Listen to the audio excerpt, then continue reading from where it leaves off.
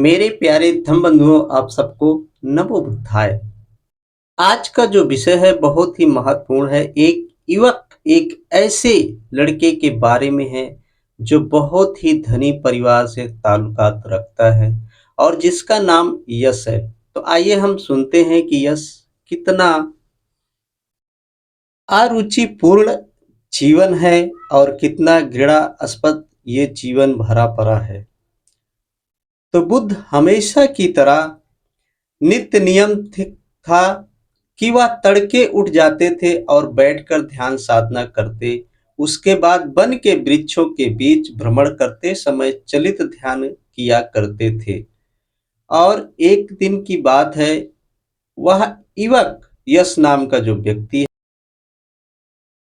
यह जीवन कितना अरुचिपूर्ण है और घृणाओं से भरा हुआ है, यही कहते हुए बुद्ध के सामने से गुजर रहा था। तो बुद्ध ने उसको कहा कि नहीं, ये जीवन अरुचिपूर्ण नहीं है, कुछ भी घृणास्पद नहीं है। युवक चलते चलते रुक गया क्योंकि बुद्ध का स्वर स्पष्ट और शीतलता पूर्ण था। फिर उस युवक ने बुद्ध से अपने बारे में बताया और कहता है, अपना परिचय देता है। मेरा नाम यश है और मैं वाराणसी के एक सबसे धनी और सम्मानित श्रेष्ठी का पुत्र हूँ। मैंने अभी तक शान शौकत तथा आमोद प्रमोद का जीवन व्यतीत किया है। मेरे माता पिता ने मेरी हर मर्जी या मेरी हर इच्छा को पूरी की है और सभी प्रकार की मौज मस्ती के साधन जुटाए हैं। मेरे पास खासी अच्छी खासी संपत्ति है, हीरे जवाहरात धन संपदा। मेरे पिता ने मेरे लिए सब कुछ व्यवस्था करके रखी है। एक समय की एक घटना है, देखिए अब उसके जीवन में कितना परिवर्तन आने वाला है। इसके लिए मेरे प्यारे धम्म बंधुओं, आप कभी अपने जीवन से घबराएं नहीं। जब भी कोई बड़ी समस्या आती है तो निश्चित ये समझिए कि हमारे जीवन का कुछ न कुछ परिवर्तन होने वाला अवश्य है और उसे ध्यान पूर्वक से देखें और समझें। एक दिन यश अपने सभी दोस्तों के साथ बहुत बड़ी पार्टी रखता है, दावत करता है और अनेक प्रकार के स्वादिष्ट भोजन बनाते हैं और वो लोग खाते हैं। और उसी में नाच गान का भी प्रोग्राम रखता है। और उस दिन रात को सब नशे में इसने धुत हो जाते हैं कि उनको अपनी अवस्था का भी ज्ञात नहीं रहता है। और जब यश सुबह सो करके उठता है तो और देखता है कि उसके सब दोस्त और जो नर्तिकाएं थी, नाचने गाने वाली थी, वो सब विशुद्ध अवस्था में वहां पे पड़ी थी। और उसको देख करके यश के मन में एक वियोग जागता है कि ये जीवन कितना घृणास्पद है। और वो उठ करके वहां से चुपचाप निकल जाता है। उसको ये पता नहीं होता कि मैं कहाँ जा रहा हूँ, किस दिशा में जा रहा हूँ, किस ओर जा रहा हूँ, क्योंकि वो एकदम चेतना विशुद्ध होकर के चला जा रहा था। संयोग बस उसने स्वयं को ऋषि पत्तन के मृगदाय में पाया। अब दिन चढ़ आया है तो वह बुद्ध के सामने पहुंच गया था। बुद्ध यश को समझाते हैं, यह जीवन तो आंधी व्याधियों से भरा है, किंतु यश इस जीवन में बहुत ही अद्भुताएं भी हैं। काम भोग और इंद्रिय जन्य विषय वासना में लिप्त होने से शरीर और चित्त दोनों ही अस्वस्थ हो जाते हैं। यदि कामनाओं को त्याग कर तुम सादगी और पूर्णता के साथ जीवन व्यतीत करो तो तुम जीवन की अनेक अद्भुताओं का अनुभव कर सकते हो। यस, तुम अपने चारों ओर दृष्टि फैलाओ। सामने प्रभावित कुहासे से खड़े पेड़ तथा तुम देख रहे हो क्या ये सुंदर नहीं? चंद्रमा, तारक, कण, सरिताएं, पर्वत, सूर्य का प्रकाश, चिड़ियों का गान, झरनों के गिरने की मधुर ध्वनि, यह सब सृष्टि का ऐसा प्रसार है जो हमें अनंत आनंद प्रदान करता है। बुद्ध यश को समझाते हैं और आगे कहते हैं, इन सब में हमें जो आनंद प्राप्त होता है उससे हमारा चित्त और शरीर दोनों पुष्ट होते हैं। अपनी आंखें बंद करो और गहरी सांस लेकर श्वास को बाहर निकालो या श्वास क्रिया कुछ बार करो। अब आंखें खोलो। अब क्या दिखाई देता है? वृक्ष, कुहासा, आकाश और सूर्य की किरणें। तुम्हारे अपने ही दोनों नेत्र अद्भुत हैं। तुम इन समस्त अद्भुताओं के सानिध्य में नहीं रहे हो, इसलिए अपने चित्त और शरीर से घृणा करने लगे हो। मेरे प्यारे धम्म बंधुओं, बुद्ध ने यश को इस प्रकार से समझाया और आगे क्या कहते हैं, आइए हम उसको भी सुनते हैं। कुछ लोग तो अपने चित्त और शरीर से इतनी घृणा कर उठते हैं कि आत्महत्या तक करना चाहते हैं।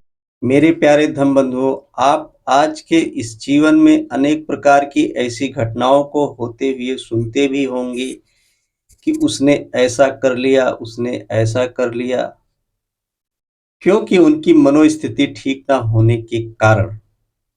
और बुद्ध आगे इसको कहते हैं, उन्हें जीवन में कष्ट ही कष्ट दिखाई देते हैं, किंतु सृष्टि की सम्यक सही तरीके से प्राकृतिक कष्टदायी नहीं है।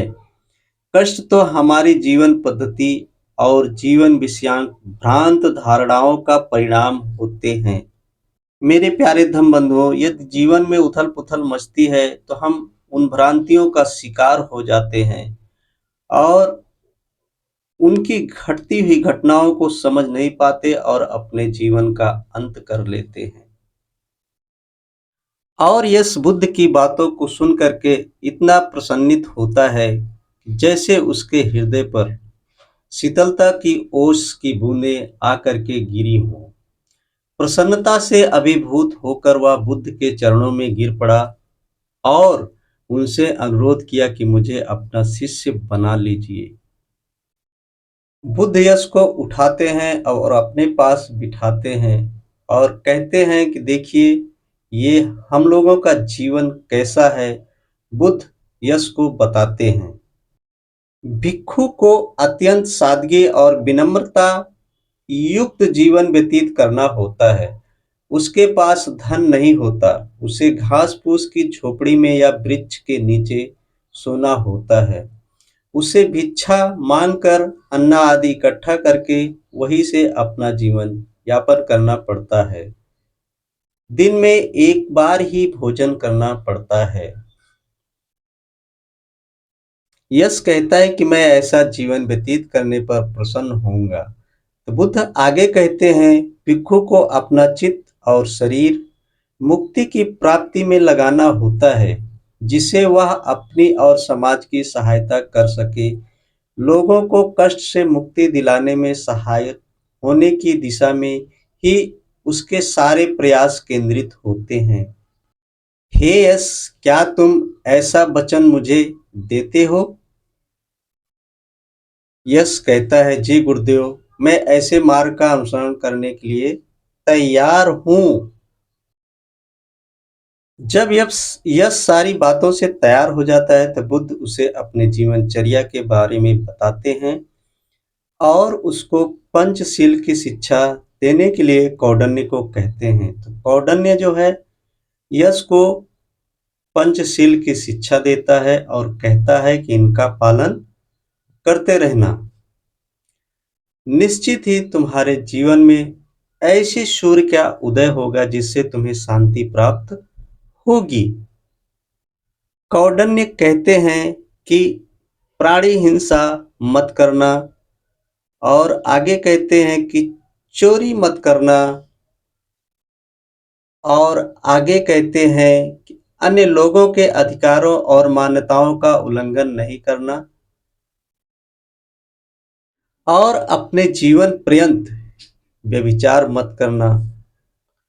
और आगे कहते हैं, चौथा सील बताते हैं कि असत्य भाषण से विमुक्त रहना। ऐसे वचन मत बोलो जिससे सत्य को तोड़ा मरोड़ा गया हो या जिससे दो हृदयों में वैमनस्य या घृणा जागृत हो। जिस बात के किसी विषय में निश्चित न हो ऐसी खबर को न फैलाएं, अर्थात झूठ न बोलें। और कौंडिन्य आगे कहते हैं कि किसी भी प्रकार का नशीली पदार्थों का सेवन ना करें। यदि तुम इन पांचों की भावना के अनुसार जीवन बिताओगे तो इससे न केवल स्वयं कष्टों की जागृतियों से विकृत से बचे रहोगे, वरन अपने परिवार और अपने मित्रों को भी बचाएंगे। आप पाएंगे कि जीवन में प्रसन्नता ही प्रसन्नता भरी पड़ी है। यश ऐसी बात सुन करके कौंडिन्य के मुखार बिंदु से पूरा सुख और शांति से भर जाता है और अपना जीवन इसी प्रकार व्यतीत करने लगता है। मेरे प्यारे धम्म बंधुओं, आप सबको यह वीडियो कैसा लगा? ये पसंद आया है तो आप सब इसे शेयर करें, लाइक करें, सब्सक्राइब करें और कमेंट जरूर करें। और आगे मैं किस आधार पर कैसे वीडियो बनाऊं, इसको कमेंट करके हमें जरूर बताएं। नमो बुद्धाय। इसी वाणी के साथ दीजिए ब्रजेश गौतम को इजाजत। फिर मिलेंगे बुद्ध की अगली कड़ी में। अपने आसपास सफाई बनाए रखें और आप अपना और अपने परिवार का ख्याल रखें। नमो बुद्धाय।